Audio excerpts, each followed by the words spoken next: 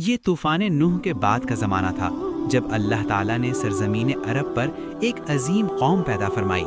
یہ قوم عاد تھی، جسمانی طور پر نہایت طاقتور، بلند قامت اور خوبصورتی میں بے مثال۔ ان کے شہر ارم کے بلند ستون آسمان سے باتیں کرتے تھے۔ صحرا میں ندیاں بہتی تھیں، باغات ہریالی سے بھرپور تھے، اور ہر طرف دولت، طاقت اور شان و شوکت کا راج تھا۔ قرآن گواہ ہے کہ ان جیسی قوم دوبارہ پیدا نہیں کی گئی۔ قوم عاد کا بادشاہ شداد اپنی قوت اور سلطنت پر غرور کرتا تھا۔ اس نے دنیا میں جنت بنانے کا خواب دیکھا، سنہری محلات، بہتے ہوئے نہریں اور ہر عیش و آرام۔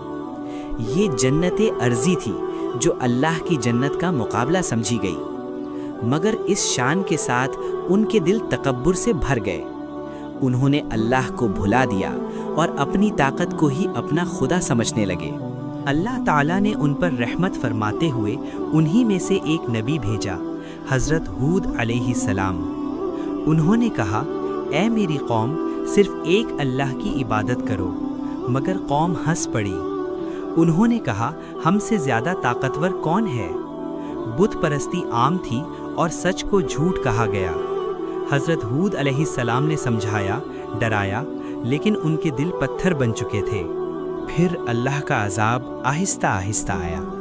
بارش رک گئی، چشمے خشک ہو گئے، زرخیز زمین ویران بن گئی۔ 3 سال تک قحط رہا۔ حضرت ہود علیہ السلام نے کہا، اپنے رب سے معافی مانگو، وہ رحمت برسائے گا۔ مگر قوم نے انکار کیا۔ آخر کار وہ مکہ گئے اور بارش کی دعا مانگی۔ آسمان پر 3 بادل آئے، سفید، سرخ اور سیاہ۔ انہوں نے سیاہ بادل چنا، اپنی تباہی۔ جس بادل کو رحمت سمجھا گیا وہ عذاب نکلا۔ سخت آندھی چلی، 7 رات اور 8 دن۔ مکان اکھڑ گئے، جسم ہوا میں اچھل گئے، اور پوری قوم مٹی میں دفن ہو گئی۔ بلند ستون، جنت ارضی اور طاقت کا گھمنڈ سب ختم ہو گیا۔ صرف حضرت ہود علیہ السلام اور ان کے ماننے والے محفوظ رہے، اللہ کی حفاظت میں۔ آج ارم صرف ایک ویران صحرا ہے، ایک خاموش گواہی۔ یہ کہانی ہمیں یاد دلاتی ہے کہ طاقت، دولت اور شان ہمیشہ نہیں رہتی، صرف اللہ کی اطاعت ہی نجات کا راستہ ہے۔ آئیے ہم آج ارم صرف ایک ویران صحرا ہے، ایک خاموش گواہی۔